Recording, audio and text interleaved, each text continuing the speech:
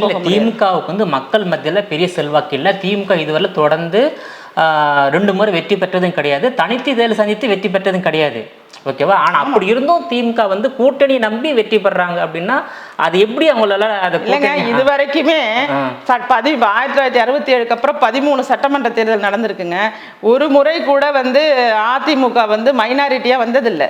திமுக தான் மைனாரிட்டியா வந்திருக்கு. குறைவான 2006ல் பாமக மற்றும் காங்கிரஸோட உதவியோட தான் அவங்க ஆட்சியில வந்து அமர்றாங்க. அதனால இவர்களுக்கு வந்து கூட்டணியினால மட்டும்தான் வெற்றிங்கிற ஒரு ஃபார்முலாவை தவிர எதுவுமே தெரியாது.